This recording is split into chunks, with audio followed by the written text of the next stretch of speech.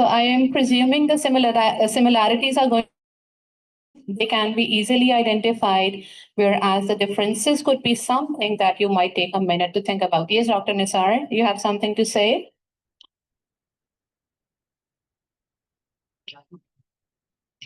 Okay, we'll take turns. We'll start from that group. Ladies first, and then we'll be coming to this side. 1 more minute, and then I'm going to start asking from this side. Are you people ready? Okay, we're starting from this side. So yeah, please hand over the mic. Let's listen to the 2 similarities they have and 1 difference. Okay, rest of the people, can you please hold up now, Shahan, and that side, please. Let's listen to them, and then it will be your turn. Hanchi.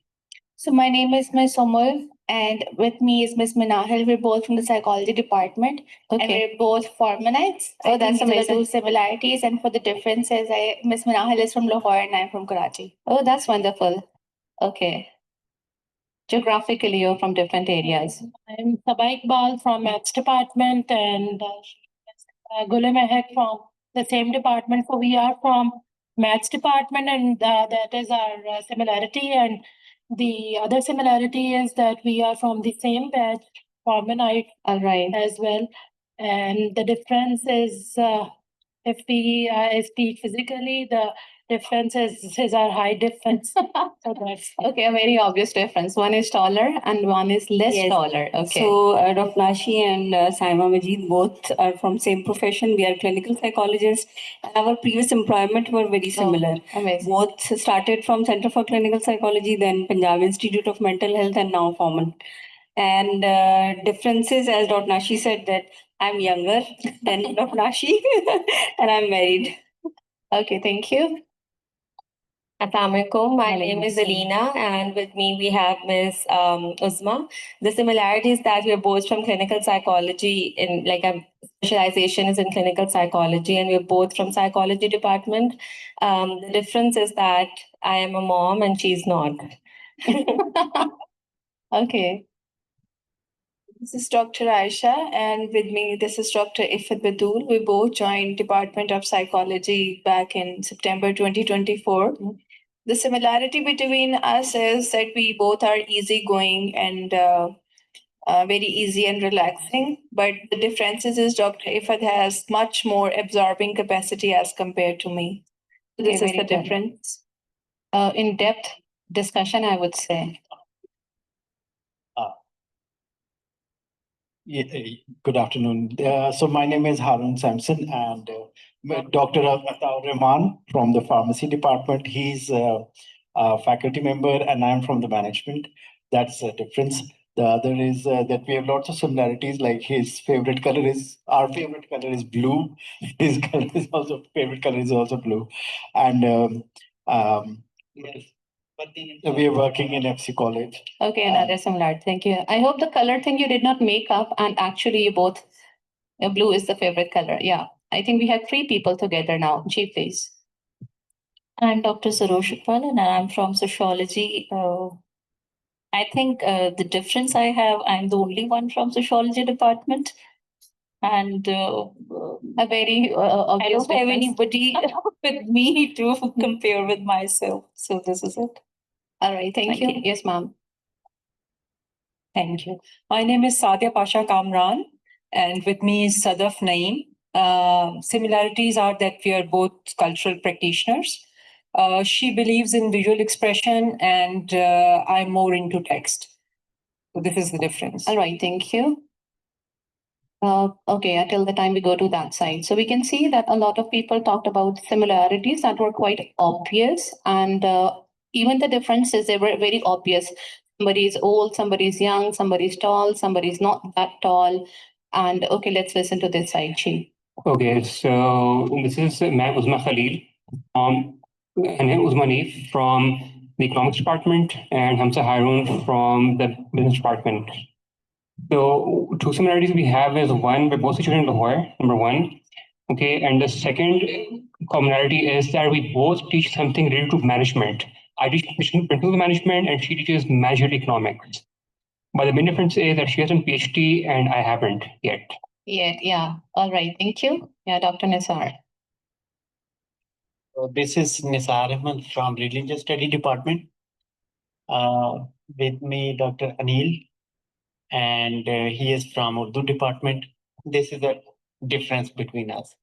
And the similarity is that we both are teacher here at FCCU, and at this moment, we both are learner.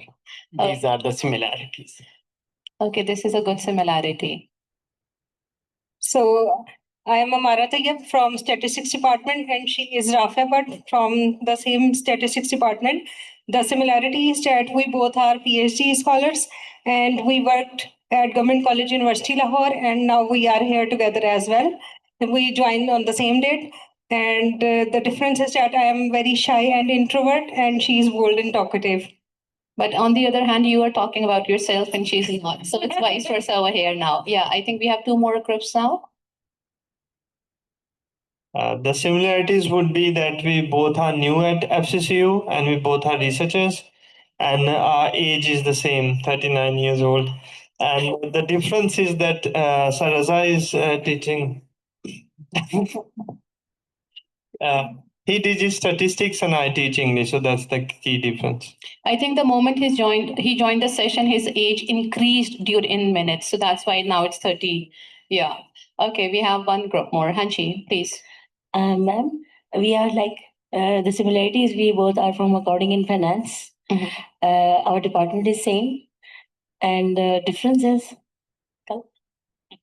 I think we were having the color difference. Color, you mean Color choice. Okay, I thought about the skin color. My God. Okay. I think a very obvious difference is that she wears a headscarf and you do not. Yeah, that might be. Yeah. In fact, I didn't mention it because of the cultural dimension thing. Yeah, that is why I got confused if it's a skin color or the choice of color, the way they both chose. Okay, do we have anyone else? I think one person. Hanchi. Assalamualaikum. My name Walaikum is Dr. assalam. Randar. I would like to compare me and Dr. Sanjeev. We are both on the similarities. We are both from the same department, and the difference is I focus on finance, and I think she more focuses on the accounting side. All right. Thank you so much. Thank you, everyone, for your participation and your feedback. So one more observation that I have is that a lot of people coming from the same department are sitting together. That's another similarity. And most of the people who are female are sitting together. We have just experienced and seen that while sitting in one room working at the same institute, we all have something that is very, very different amongst us. May it be an apparent difference or may it be with regard to our choices. And the same is applicable in our classrooms as well. So we have students who are having multiple intelligences and multiple personalities. And one big challenge, as the title of the presentation goes, is that we are enhancing student engagement through UDL and AI integration. Definitely, we'll be talking about what is UDL and which particular AI tool we are going to explore. And this just gives us more insight into that when people with such a diverse personality, background, intelligence, people with so much different perspectives are sitting in your classrooms, it's very difficult to engage all of them at the same level entirely for the entire time that you are in the class. And researchers have been researching very thoroughly that how should we basically define when it comes to student engagement. These are a few definitions. I do understand the text is small. A lot of you might not be able to read it, but all the references are added in the last slide. So in case anybody wants to go and read and review them in detail, you can go to the references over there. So starting from engagement, school engagement, student engagements, the researchers have concluded that when we talk about a meaningful engagement, it involves everything. It involves the instructors, it involves the students, it involves the classroom setting, your medium of instruction, what particular pedagogies you adapt, and also about how do we conduct our learning assignments and assessments as well. In order to make this all meaningful, we need to come at a common ground or find a common platform which would help us to engage our students effectively. Similarly, the common definition for student engagement by the education reform is that the degree of attention, curiosity, interest, optimism, and passion that students show when they are learning and being taught. So this brings me to another question from you. Okay, let me talk about the segregations first a little bit more, and then I would want you to brainstorm and think, as most of you had ATM classes like me. And I think a very difficult thing is to entirely engage either the ATM class early in the mornings, particularly during the winters, or engage the class that is being held after 2 p.m., usually the 3:30 class, or if they're coming to the classrooms after Jummah prayer. They're just like zombies sitting there, and it's so difficult. Either they're hungry, either they're sleepy, or they're having a headache. And at times it's such a monotonous and a boring classroom that you yourself do not really, that you're not yourself able to engage the students or find that it was a productive classroom. So when we talk about engagement, it talks about all the three aspects. We need to engage the behavior of our students when they're sitting in the classroom. We need to engage them emotionally, and we need to engage them cognitively as well. Talking about behavior would mean coming to the classes in time, being punctual with regard to their attendance, and showing interest while you are giving any kind of a lecture, similar to what I'm doing right now. And in a while, I'll come to know that how well engaged you are, either behaviorally, emotionally, or cognitively. Emotional engagement refers to that whatever subject they're studying, how well they are doing in their academic performance. And mashallah, I can see that most of you are coming from such a experienced background. So you already have an idea that in the initial 5 to 10 minutes, you're able to gauge and understand that which student is properly engaged in your classroom and which student is just sitting there, either using their phones or just waiting for the time to end up so that their attendance will be marked and then they will leave the class. The last and the most important one is cognitive engagement. It talks particularly about the feelings of a student towards their subject, towards their course, and also towards the instructional methods that are being used in a particular course or in a particular classroom. So I want you to brainstorm for a moment and think that in your ATM classes, to what extent were your students behaviorally, emotionally, or cognitively engaged in today's class? Take your time, think about it, and I'll just further specify it for you that when we talk about dimensions of student engagement, in the behavior, the positive engagement is attending the class, participating in activities. Indirect engagement would be skipping the class, but with a reason. Like a student of mine, he had a class with me at 11. He sent me an email, okay, I am busy with some university work, I can't show up. And while I was just coming to Jim Tabby Campus Center, to wo cricket khel rahe the because he's in the official team. And then he said to me, and I said, match to ab shuru hua hai, class to 11 baje thi, but he was, nahi, I was prepping for it. Now, this is an indirect engagement. He did send me an email, but again, I would not say that he was positively engaged. And then we have negative engagement, which means disruption or distracting class. Emotion, positive engagement would be showing interest. Indirect engagement is being bored, as I may presume, I would say some of you might be a little bit right now, or negative engagement could be disapproved. And lastly, cognition would be meeting or exceeding the task requirements, absent from class, late submission of assignments. This is indirect engagement. And lastly, negative engagement with regard to cognition would be questioning tasks given by teacher. At times, a common thing that I've observed in this generation is कि miss ये तो हमें सब आता है जो आप पढ़ाती हैं.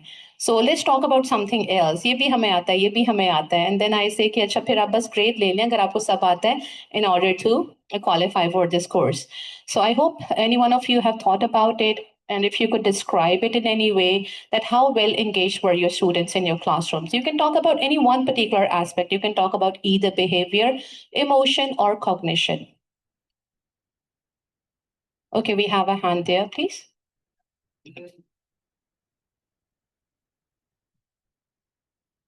What I felt was initially the participation and the interactive bit was very low. And after 2 months have passed, that has increased.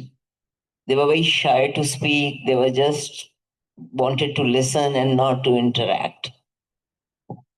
Okay, one reason could be they were just building up the relationship. The way we talked about that, it's also about a relationship of an instructor and a student. So once they were comfortable enough, they started opening up to you and they started participating. Okay, thank you. Thank you. Any other comment, please? Yeah.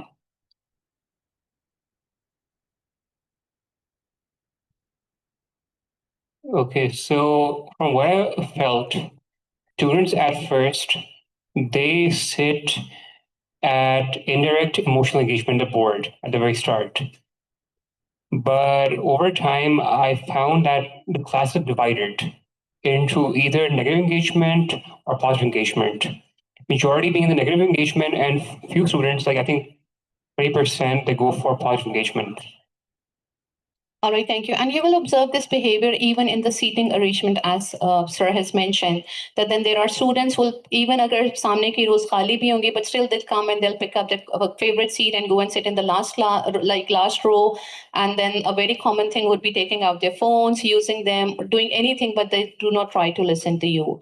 So talking about all these challenges, when it becomes challenging for us being humans as well, that we are not really able to engage them all fully in all three domains, because engagement is multifactorial.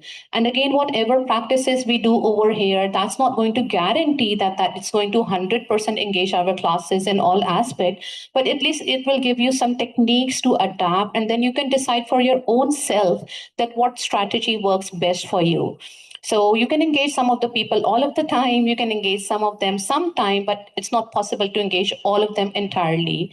I'll talk about another experience that as an instructor, you are the one who have to make a choice. So for a person like me, I really enjoy online classes, although a lot of faculty members do not enjoy having an online class. They say often the students are not listening, they're not present, but I have my own strategies. I'm just sharing this is off the context, but I have integrated Kahoot app with my Zoom account. So if I'm doing any such thing on Zoom, we're having an online class just in case, I try to build a recap on Zoom on the Kahoot app, and then once the class is over, I offer it as a recap and as a form of quiz. So they're fully engaged at that point of time.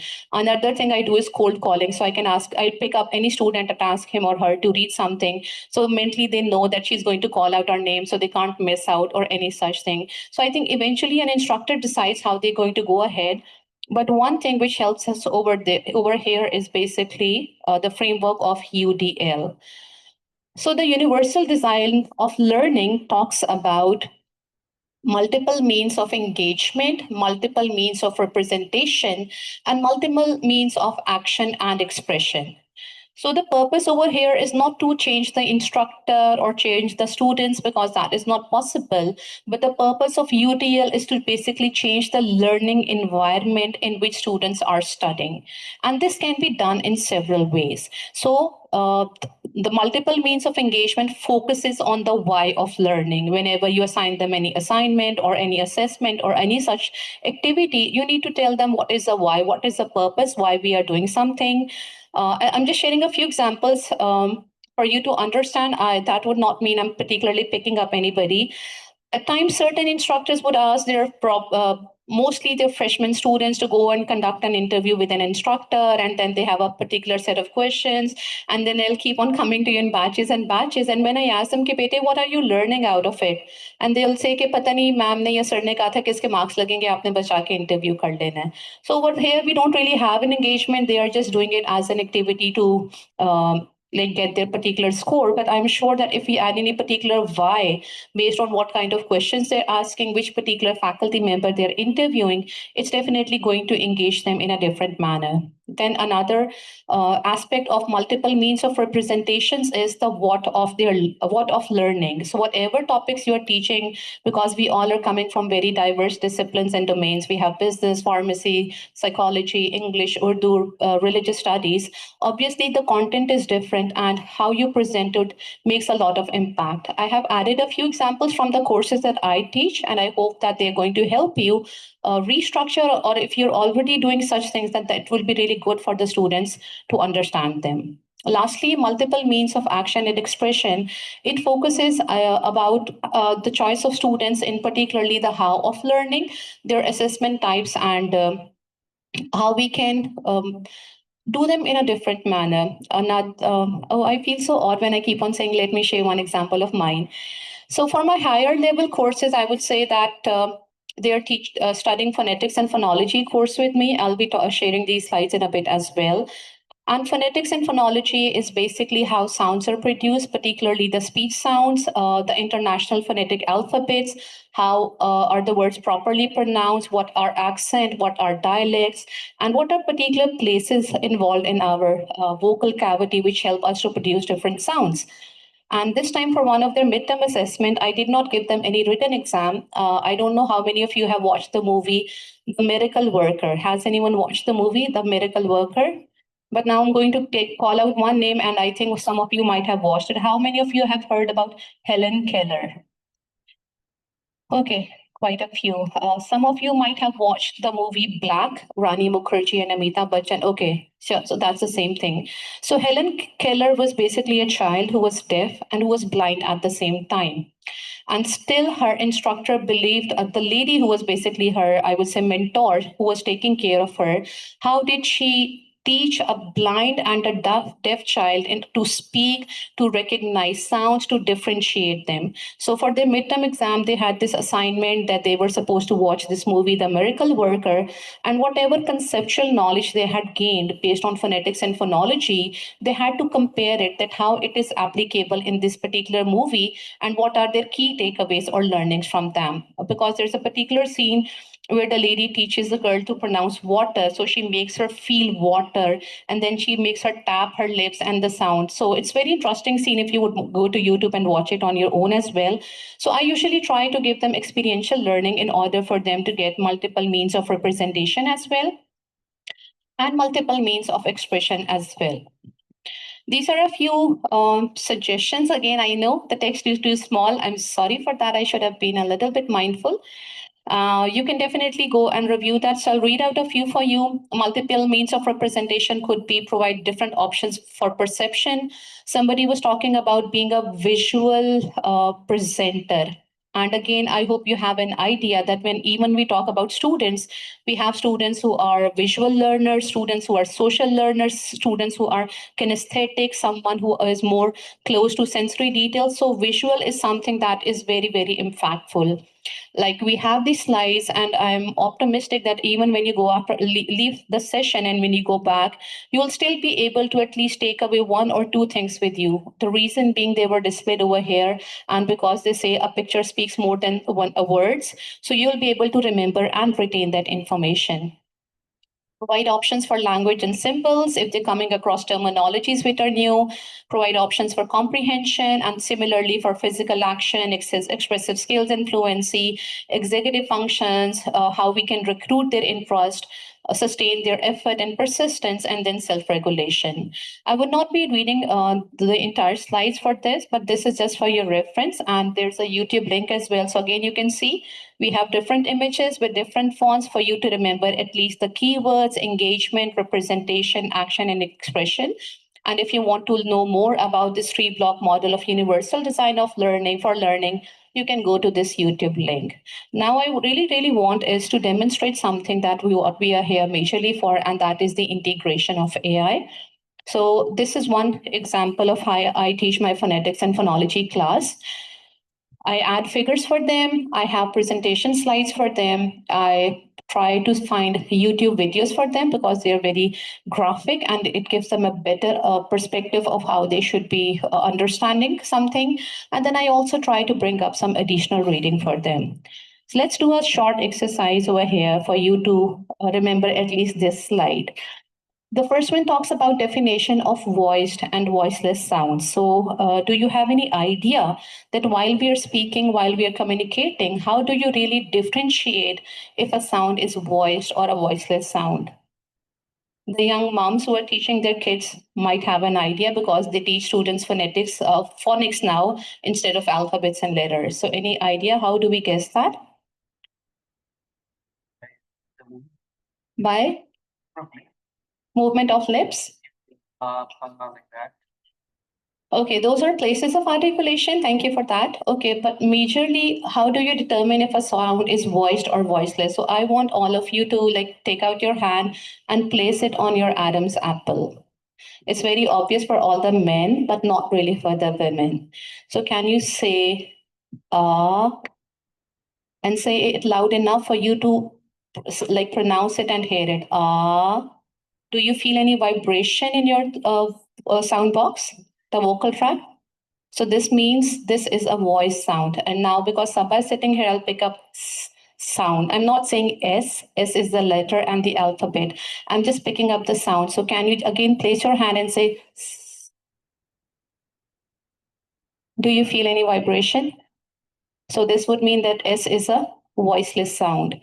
Okay, now based on what I've already told you, can you think of any vowel sound which is a voiceless sound? Any vowel sound? I hope you do remember A, E, I, O, U, the vowels as well. So what do you think? A, E, I, O, U. Which particular sound is voiceless?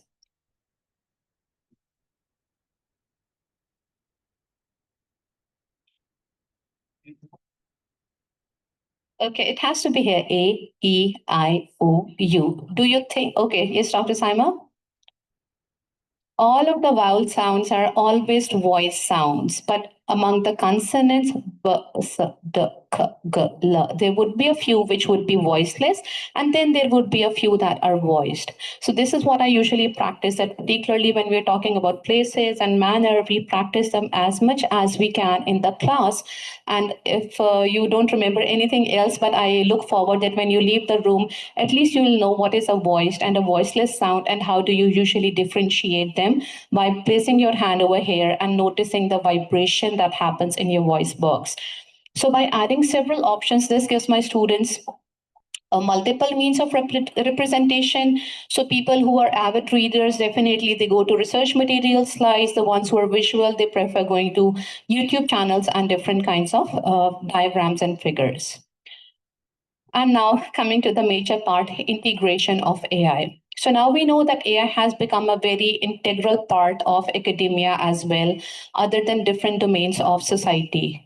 And it's not possible for us to live our lives, I would say, excluding technology, may it be our cell phones, may it be any other application that we are using. And we also know that FCCU is embracing the usage of AI. I'm sure some of you would have done the certification by Auburn University, which was about using AI in our classrooms and also using AI in our course outline. So now we have a particular policy on the AI usage, even by AGC as well. When we talk about adaptation, I'm very confident that most of you would definitely be using either ChatGPT or Gemini for different kinds of activities. And no doubt they too are amazing research tools. I want to share one tool that I have been using recently, and I find it a quite time saving, that I have to take care of representation, engagement, and multiple expressions for my students. So I use another tool for that. I'll be talking about it, but I just thought I'll just quickly recap that this is basically the structure of writing a prompt. So even if you're using ChatGPT, if you're using Gemini or any kind of AI tool that you're using, this is basically an effective structure of a good prompt that you need to identify your role as a persona. Then you need to state your objective. What is your particular aim? And then you need to have recipients. You need to specify the students, whether they're undergrad students, people who are teaching MPhil classes, they're grad students, or it could be a particular mindset that you're having in mind. Then you need to specify the theme. How do you want the style, tone, and any related parameters to be? And lastly, the structure, the way you want something to be structured. Has anyone ever heard about TA Padlet? I know Padlet is a platform where you can post different things. It's like a wall. You can add your comments. You can add different options over there. But has anyone ever used Padlet TA before? Or is it a new tool for all of you? Is it a new tool? Okay, so Padlet tool gives you several options. You can develop flashcards, you can do matching activities, multiple choice, fill in the blank. Again, okay, there's a typo, I've written multiple choice twice. Worksheet, rubric, multimedia presentation, reading passage and lesson plan. So multimedia presentation and rubric are two things that I do very often on Padlet TA, particularly when I am short of time and I want to get something And because we know that when we talk about different AI tools, particularly ChatGPT and Gemini, there are chances that they would be hallucinating, or there are chances that they would not be adding accurate references. So you have to go back over there and cross check. So this is just for the case when you want to like make a presentation or a rubric and you want it to be in a lesser period of time. So now I want to switch to Padlet TA. That is why I'm just ending up this slide. The references are over here in case you want to know more about UDL and in detail what each engagement parameter talks about, what could be different activities. You can definitely go to these references. This is my thank you note, and I was just wondering that before I begin, I'll be doing something. This is the list of people who were basically the participants who had registered, and some of them are not here and some of you are here and I don't have your name, so please pardon me for that. I'll try to pick up a random name and see what the person can communicate. Do I have any Syed Muhammad here? Acha. Syed Muhammad, what is your one key takeaway from the session till now? Thank you so much. I've learned a lot from the session, as we are already doing this class activities and engagement of the students. So integrating the students with the different activities within the class and their participation that can be increased, that we have learned from this activity session. All right, thank you. I'm just demonstrating that this could be one thing that can be used for cold calling. जब आप class में कहते हैं कि okay, would anybody like to say something, and nobody wants to say anything. So this is one technique. Then I've just put their names because you have the attendance sheet, and I say, okay, this is the name. As soon as your name pops up, you need to give me an answer. So everybody is again prepared. Do I have Ambreen? Okay, Ambreen is here. Hanji, anything else that you would like to add, Ambreen? Okay, why did I pick your name, Iske Alawa? But it was the AI, not I. I am not picking on you. It's the tool that is picking on you. Ma'am, thank you so much for this wonderful session. I have learned a lot. I have learned the difference between the voiced and the voiceless sound. Besides that, I have also learned about this website. I will be using this as well. Further, you have also shared that how we can engage students in our class with the help of different activities. So that was also amazing. Thank you. All right, thank you, Breen. So this is just one feature that I demonstrated in front of you. A lot of these are very basic, and I don't think you'll have to use it. Again, it's entirely your choice. How do you want to use this tool? So this is the part where I basically use it a lot. I'm going to demonstrate in front of you that how you can basically create a presentation. So as often I always tell my level, my audience, they're undergraduate students. I would want any one of you to give me any particular topic, and I'm going to write it, and I just want you to like see how does it work, how you can add some YouTube links. You can ask it to even add some additional details for you as well. It's over here. You can ask it if you have a file, if you have something you want it to generate something out of it. You can have something from your folder. You can add any link or any YouTube. So just a demonstration, it's going to take approximately 5 minutes. And in the meanwhile, if we have any Q&As, we can do that. But I would appreciate if anybody would like to volunteer and give me any topic so we can just see what do you want your to explain to your students. Do you want me to pick your name through AI again? Or would anybody volunteer? Anji. Nobody wants to volunteer. Nobody wants to be engaged. Anji, we have one volunteer. Thank you. Okay. Motivating employees. Okay. And are we still teaching our students? Is this a part of a course? Yes, ma'am. About employee motivation. Okay. Anything additional you want to add? I would say like different methods and different theories.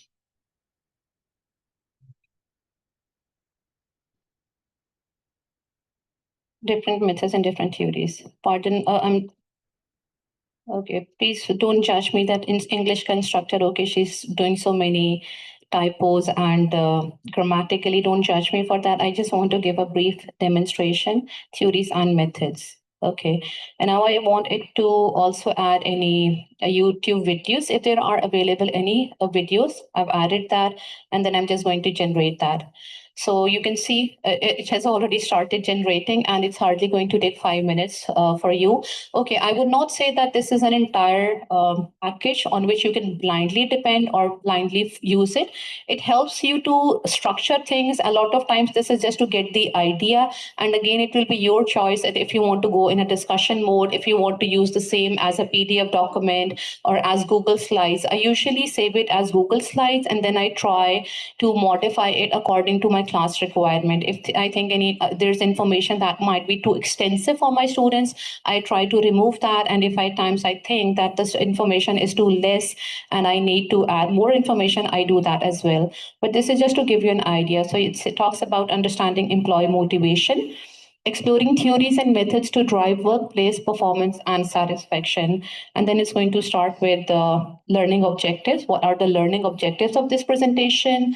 Define employee motivation and its importance in organizational success. Analyze major motivation theories and their practical applications.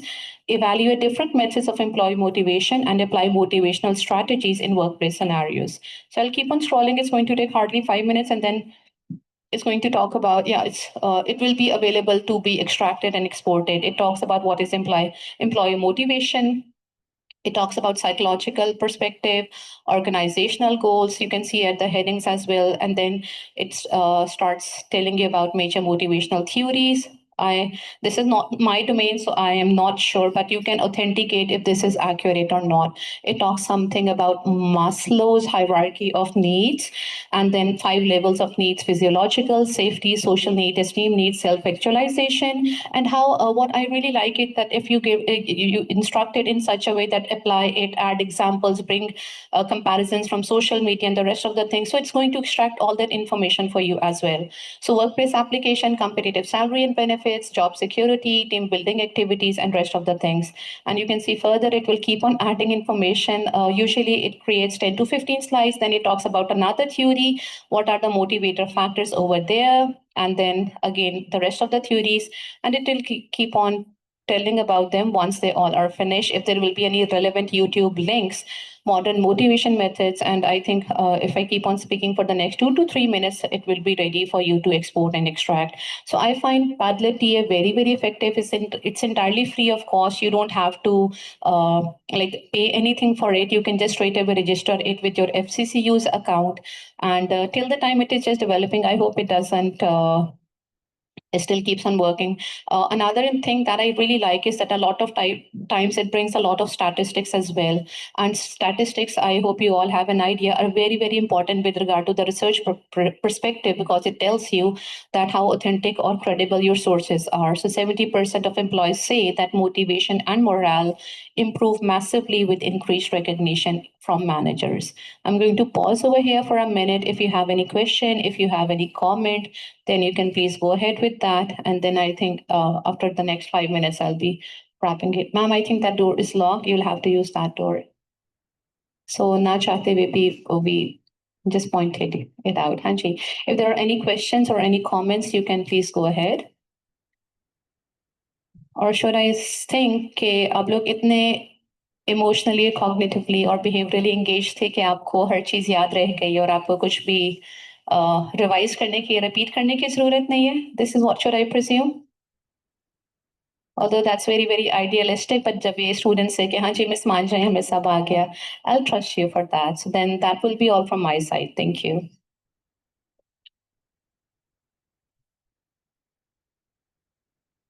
Thank you so much, ma'am, for your insightful presentation. I would request all of you to kindly take a look at the first and last tables. You'll see a QR code placed over there. You're requested to kindly scan it and fill out the form. That will count as your attendance and your feedback. Thank you.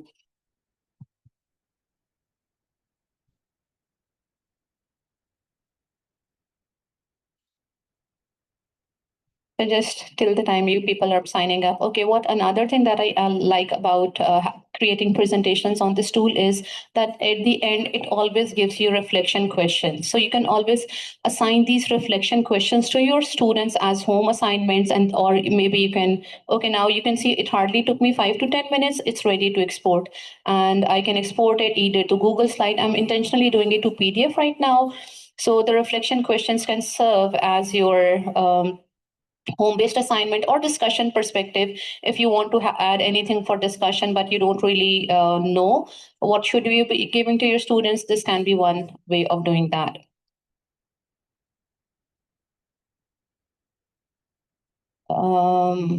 Yeah. So these are the entire slides that it has prepared within 5 to 10 minutes. It talks about learning objectives, about different theories. What are the theories? What could be the methods? Now this has a YouTube video as well. So it has added the link to it, statistics, strategies. Okay. And okay, the document is not displaying anymore. I don't know why. Maybe it is still strong. Okay. That should be all. Should I stop sharing? हाँ जी, कुछ कहना है आपने sir? जी, please sir.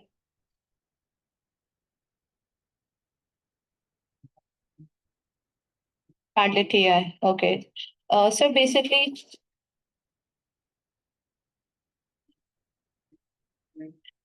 okay, my recent experience with ChatGPT has not been really good. ChatGPT उस बहू की तरह जो जब आप घर आते हैं तो आपसे कहती हैं कि आपने चाय पीनी है, आप कहते हैं हाँ जी, फिर वो आपसे पूछती हैं कि चाय आप ग्लास में पियेंगे, कप में पियेंगे, आप कहते हैं मैं ग्लास में पीऊंगा, फिर वो कहती है शीशे का ग्लास चाहिए या तांबे का, आप कहते हैं शीशे का, तो कहती ओहो वो ग्लास तो गिरकर टूट गया है. So this is what's happening for me every time it says, अच्छा ये बना दूं presentation, ये करूं, वो करूं, and when I eventually it generates, it say, oh, there is a load on system, I can't do it right now, let me do it later for you. So I find it very annoying with regard to the performance, not with regard to the tool, but it's been a while I have practiced and seen. Whereas when it comes to Padlet TA, so I don't face any such challenges with regard to Padlet TA. It's entirely upon my own prompt and instruction that whatever instruction I give, aapne live demonstration dekhi ki within 5 minutes it generates everything. So no doubt with regard to as a LLM model, ChatGPT is really good. But when it comes to generating PDF files or presentations, it's extremely time consuming. And this is another hack for saving time. That's why I prefer using Padlet TA. But this is not all. I definitely read my own material. I refer different sources and then I modify them according to my classroom or student requirement. Okay? Thank you, sir.